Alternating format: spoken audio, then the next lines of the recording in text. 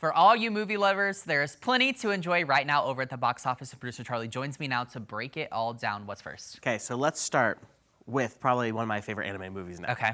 So we have DreamWorks' The Wild Robot. Oh. Yes, so after a shipwreck, an intelligent robot called Roz is stranded on an uninhabited island. To survive the harsh environment, Roz bonds with the island's animals and cares for an orphaned baby goose. Aww.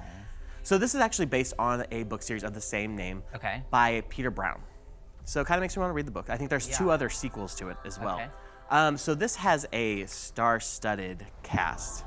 Lupita Nyong'o. Oh, I love her. Right?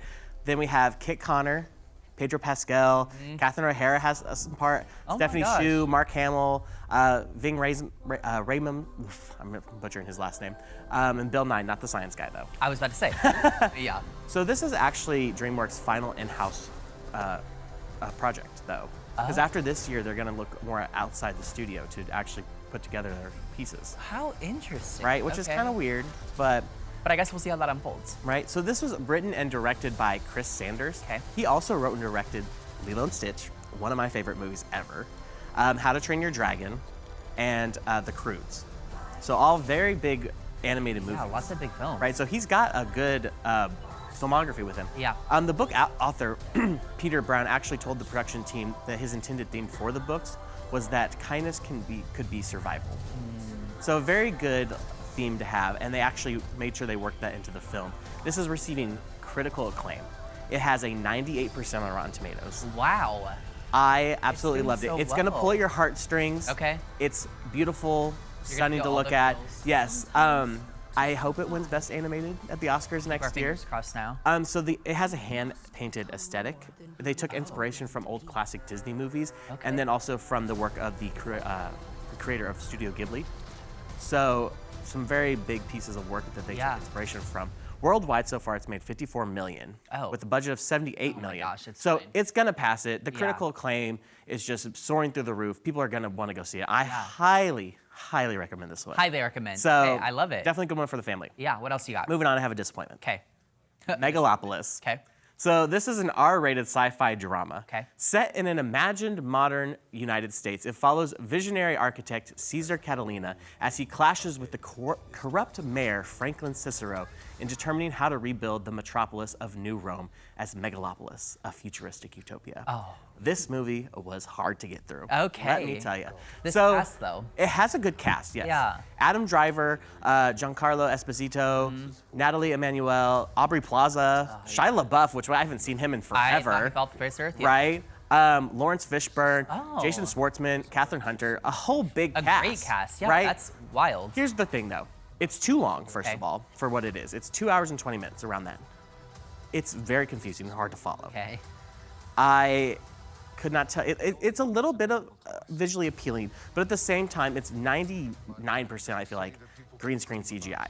So then when they do have that tiny bit of like actual set, it's a little jarring because I don't feel like he matched up as well. Yeah. So this is Francis Ford Coppola's first film in also 13 years. His last one was in 2011. Wow. And he actually came up with this idea for the film in '77 and actively started developing it in '83. That's a long time. Right, but then some things happened and everything. Then in 2001, he started to move forward with it again, but then 9/11 happened and some things in the film were a little similar, so he was like, I'm not gonna go forward with it until I can self-finance it myself. Yeah. So then in 2019, he's like, I'm coming back with it. I'm coming back. And he actually sold a piece of his California winery to finance this movie. Oh my gosh, okay. Right? He wanted to make a film that drew parallels between the fall of Rome and the future of the United States, which, I mean, has a good story that you could build from and show those parallels. I just don't think he did it properly. Okay, I can respect that.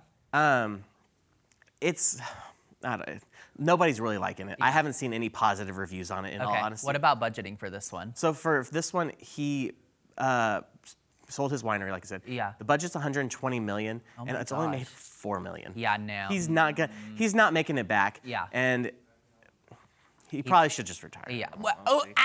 Okay. But- all right. You've got another one? So last up, we have something that drops today on video on demand. Okay. This is called Me, Myself, and the Void.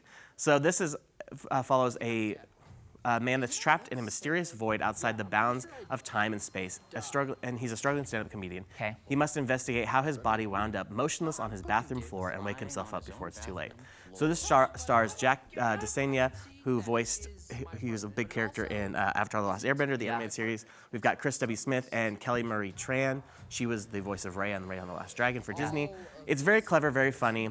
You kind of try to figure out what happened along with the main characters as well, because it's not very easy to figure out too. It definitely highlights mental health as our characters work through depression and anxiety and just kind of relationships in general. Yeah. So a very good one that kind of focuses on that. And it's not like heavy. Yeah. So it debuts today on video on demand on Apple TV and Prime Video. Okay, very cool. So this weekend we have some big things coming to Ooh, theaters. okay. We have Joker 2. Joker, I don't speak French, but Folie à Deux. Okay, I hope very that's good. the We'll correct take it. exact Yep. pronunciation. Then we have A Different Man, which Okay. has Sebastian Stan in it. Oh, Then White Bird, and then Monsters Summer. okay. So streaming-wise, nothing big drops this week. Okay. But we are on October 1st. Okay. And everything horror is now back on streaming. Yeah, So if you're looking for a good horror movie now that we're now's in the the time. spooky season, Yes. it's the perfect time. All right, well, happy spooky season to you. Go check out any of these films that producer Charlie just talked about and let us know maybe if you have any thoughts on them. Ozarks Live will be right back.